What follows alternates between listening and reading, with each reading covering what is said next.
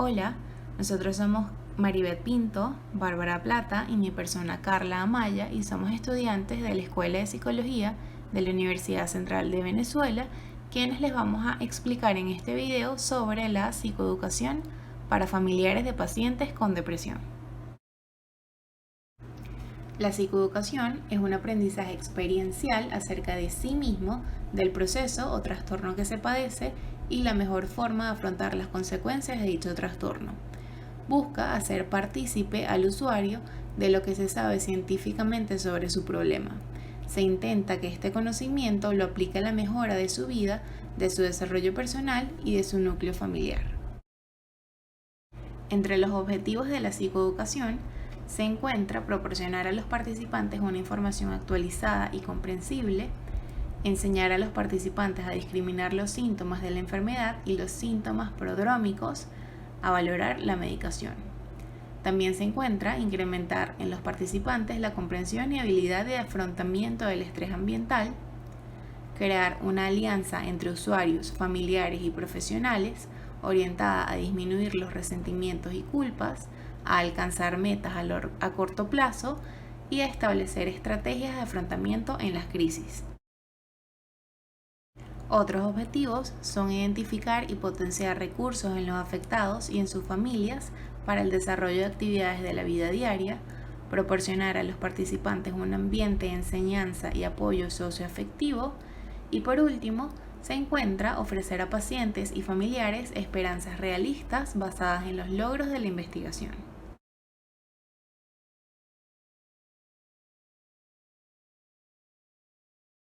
Los momentos de tristeza, duda o cuestionamiento forman parte de la vida humana. Por lo tanto, presentar sentimientos que vayan desde lo más positivo a lo más negativo son emociones normales en los seres humanos.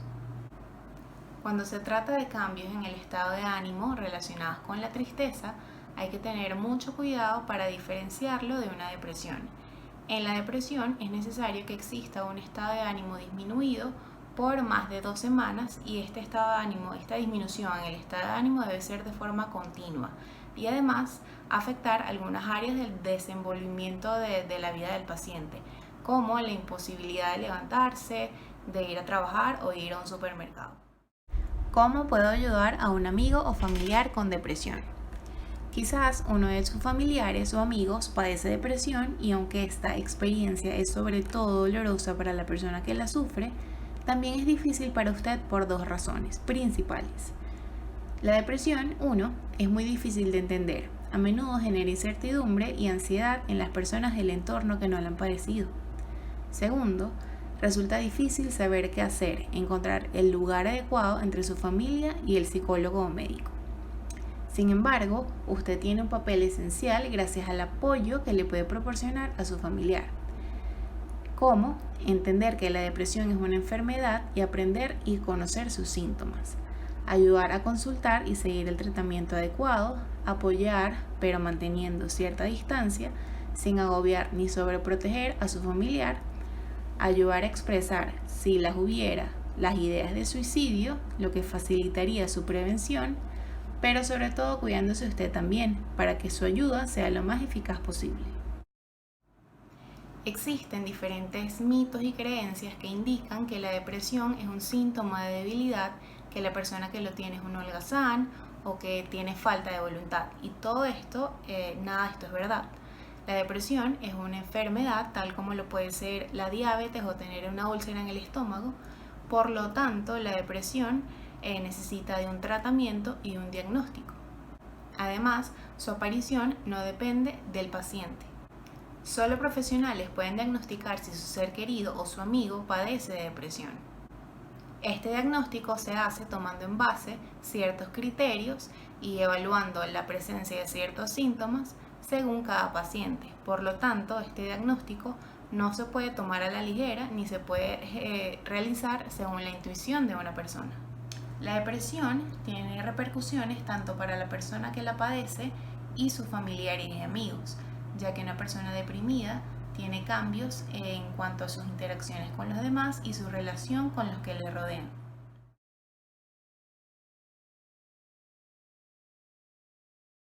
Por lo general se considera que existen factores de riesgos ambientales, psicológicos y biológicos.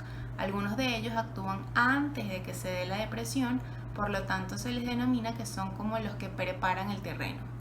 Estos factores que hemos mencionado son factores de riesgo. Por ejemplo, el hecho de tener padres que tengan depresión aumentaría la probabilidad de tener depresión, o si por ejemplo la persona en su infancia tuvo algún acontecimiento traumático o algún conflicto, se aumenta también la probabilidad de tener depresión. Algunos de los factores que pueden favorecer o precipitar la aparición de una depresión son factores genéticos, ya que en algunas personas puede haber una predisposición genética existiendo antecedentes familiares que aumentan la probabilidad de padecer de depresión. Como factores biológicos tenemos que en nuestro cerebro existen sustancias químicas denominadas neurotransmisores que pasan señales de una célula a otra. En la depresión, algunos de estos sistemas, particularmente los de serotonina y noradrenalina, parecen no estar funcionando correctamente. Como factores sociales, tenemos que determinadas situaciones especialmente complicadas y difíciles que ocurren en la vida, como problemas familiares, laborales, entre otros, pueden favorecer la aparición de depresión. Como otros, tenemos que a veces una enfermedad física, como cáncer, diabetes u otras enfermedades, o la toma de ciertos fármacos hacen que aparezca la depresión. El consumo de alcohol y drogas también favorece su aparición. Y existen algunas personas que presentan síntomas de depresión de forma recurrente en las mismas épocas todos los años, especialmente en zonas con gran diferencia de luz entre verano e invierno. ¿Cuáles son los síntomas de la depresión? En la conducta podemos observar ataques de llanto, aislamiento, descuido de las responsabilidades, abandono de la apariencia, pérdida de la motivación, lentitud, torpeza. En las emociones podemos observar tristeza, ansiedad, culpabilidad, ira, irritabilidad, poca tolerancia a pequeños contratiempos, falta de ilusión e iniciativa, sensación de dejadez, cambios de humor, falta de emociones, como por ejemplo el embotamiento afectivo, y sentimientos de desesperanza. En los pensamientos podemos observar autocrítica, preocupación, pesimismo, problemas de memoria, falta de concentración, dificultad para la toma de decisiones, confusión, pensamientos referentes a que otras personas le ven mal. Y como síntomas físicos, podemos observar sensación de cansancio, falta de energía, dormir mucho o muy poco, comer en exceso o la pérdida del apetito, estreñimiento, pérdida o aumento de peso, ciclo menstrual irregular, pérdida del apetito sexual o dolores sin explicación aparente.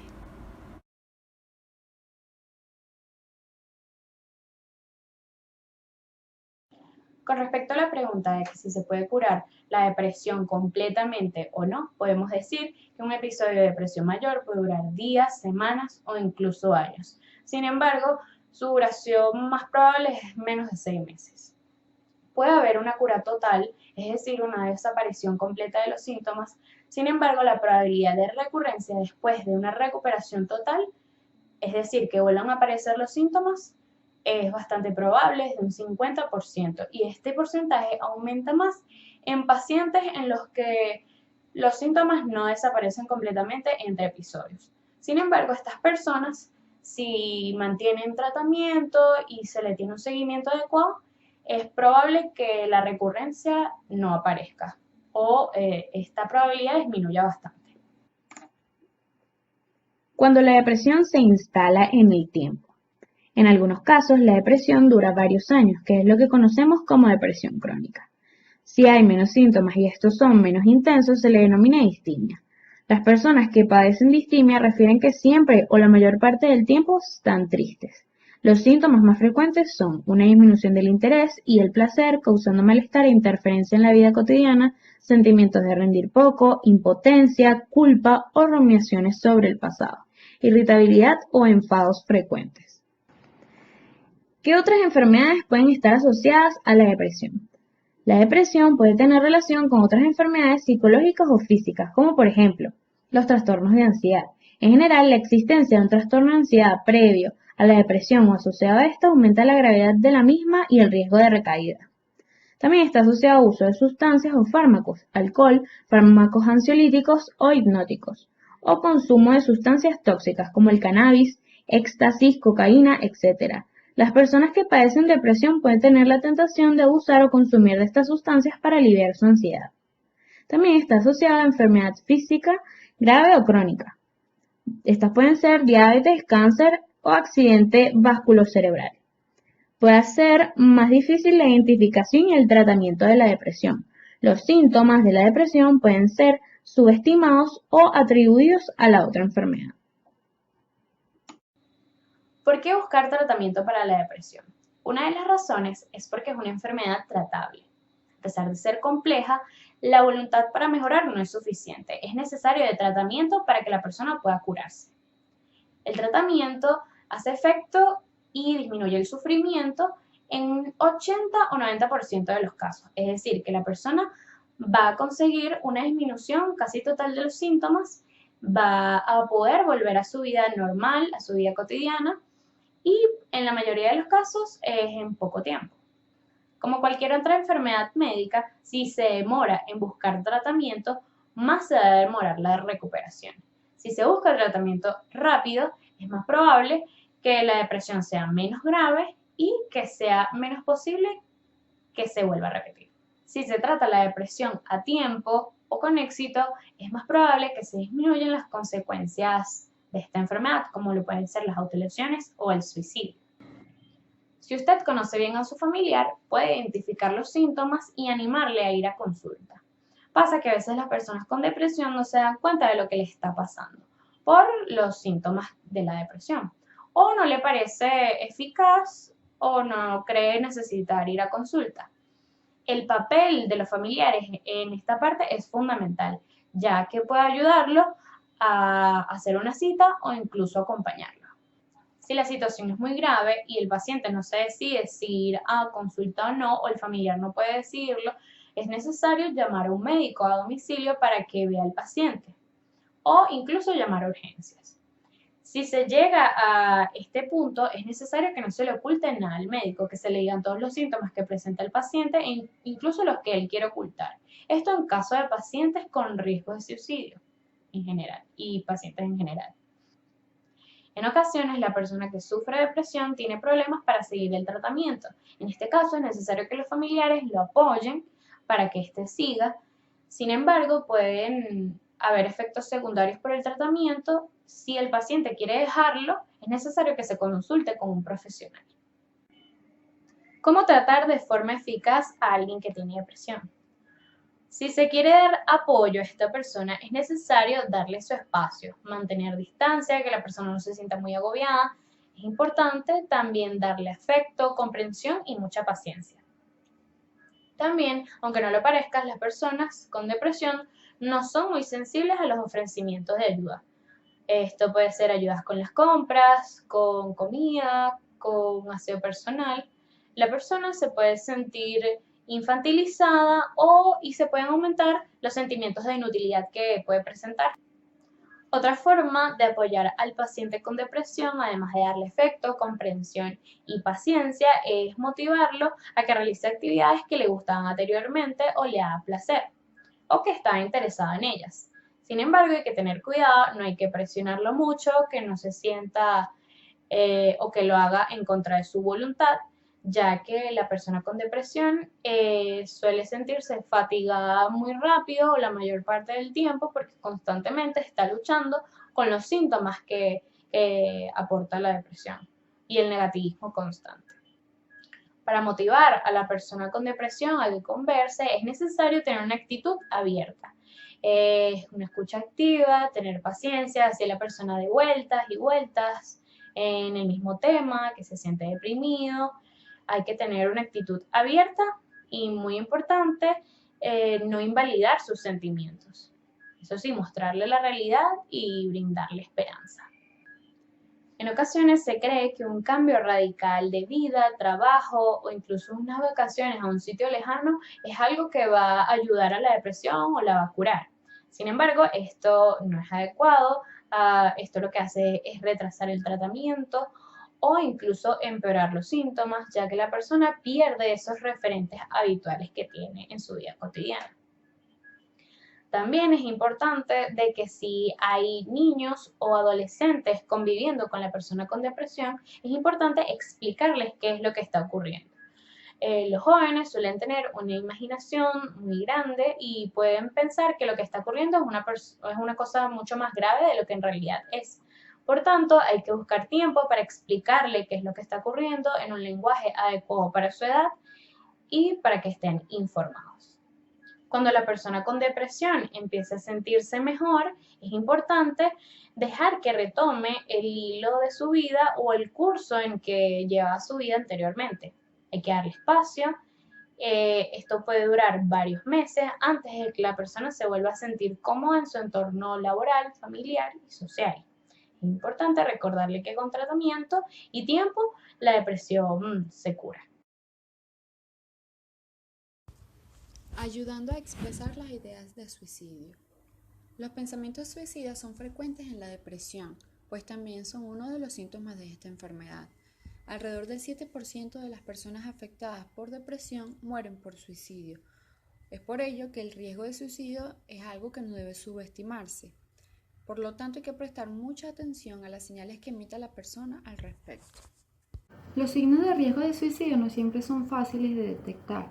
Sin embargo, hay algunas señales que emiten las personas en sus acciones o expresiones que nos pueden servir de indicadores, tales como que la persona se empieza a desprender de objetos que tienen algún valor emocional para él o para ella, que empiecen a contactar a algunos seres queridos, amigos, familiares para agradecer o despedirse, que empiece también a resolver algunos asuntos personales en lo legal, tales como testamentos, de seguros de vida, funerarios o también papeleo bancario.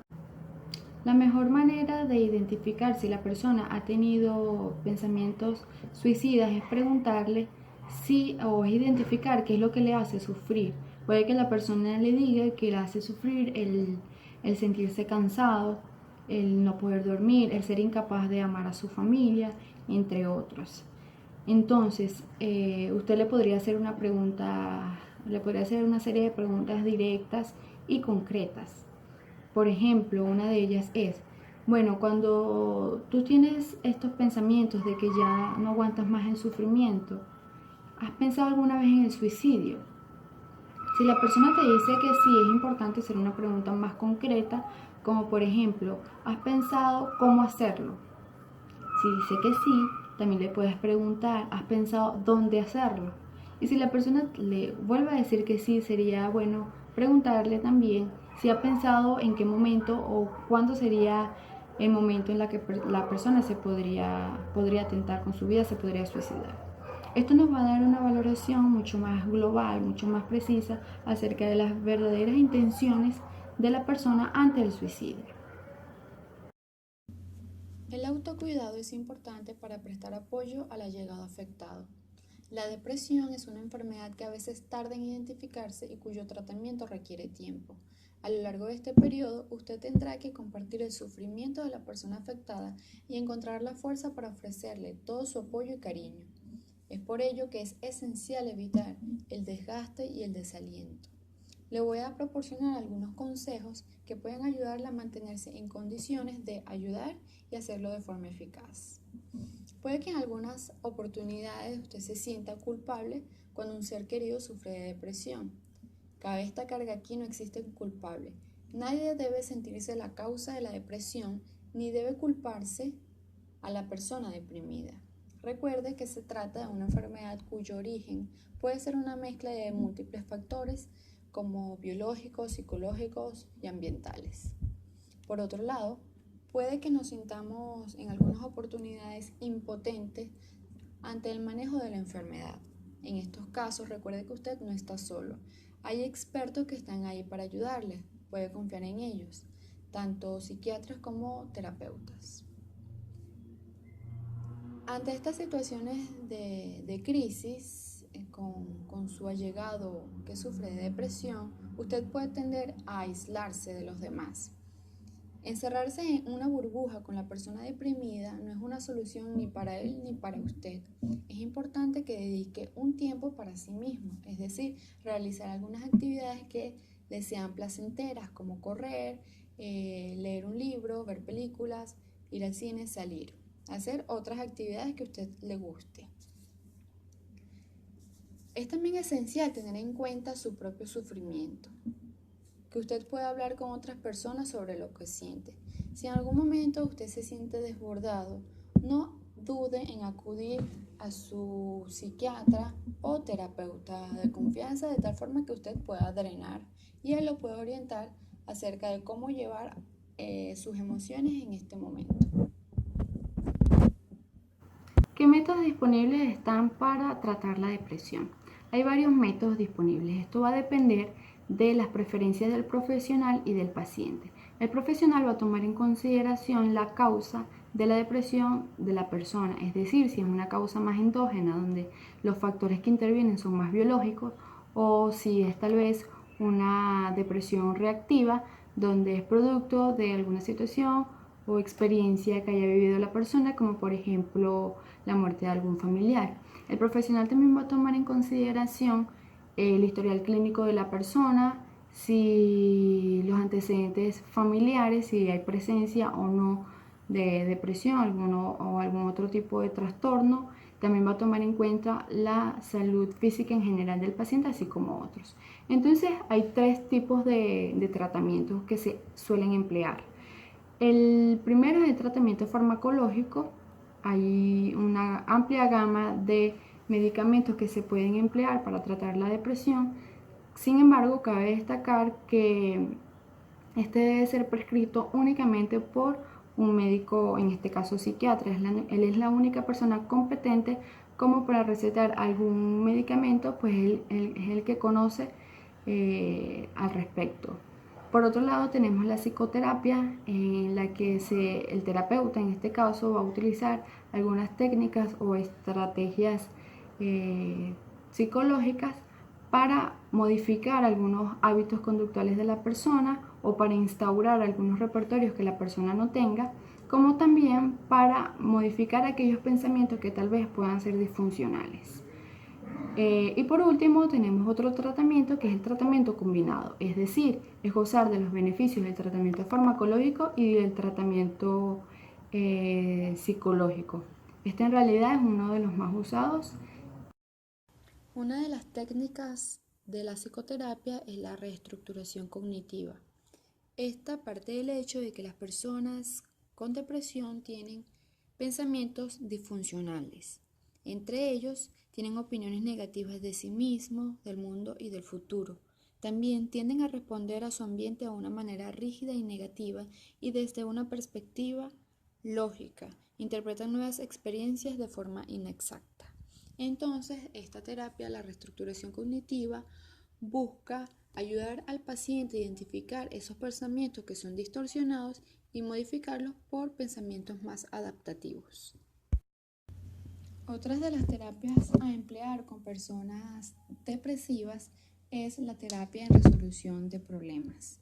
Los pacientes con depresión suelen tener una orientación negativa del problema, es decir, una tendencia a ver los problemas como amenazas, a esperar que sean irresolubles, a dudar de su propia capacidad de resolverlos y a sentir frustración y molestia al enfrentarlo. Por ello, con esta terapia se busca aumentar la capacidad de afrontamiento del individuo al tratar con situaciones estresantes. La conducta de las personas deprimidas podría caracterizarse por uno o más déficits en la conducta de autocontrol. Tenemos por un lado la autoobservación. Las personas con depresión atienden de forma selectiva a los acontecimientos negativos que siguen a su conducta, con la exclusión relativa de los sucesos positivos. Un estilo cognitivo podría explicar el pesimismo y el punto de vista desesperanzado de los individuos deprimidos. En la autoevaluación tenemos que las personas deprimidas se plantean patrones poco realistas, patrones o metas poco realistas, perfeccionistas y globales, haciendo que realmente sea muy poco probable que ellos puedan satisfacer esa meta que se colocaron. Por otro lado, las personas deprimidas no son capaces de proporcionarse suficientes recompensas contingentes a sí mismas para mantener sus conductas adaptativas. Entonces, la terapia está orientada a aumentar o a vencer el déficit en los procesos ya mencionados. Para el proceso de autoobservación se recomienda mantener un registro diario de experiencias positivas y su estado de ánimo asociado. Para el proceso de autoevaluación se busca establecer metas específicas y asequibles relacionadas con actividades positivas. Y por último, es importante que la persona sepa identificar cuáles son los reforzadores o las cosas que le resultan atractivas y tener la capacidad de administrárselos oportunamente.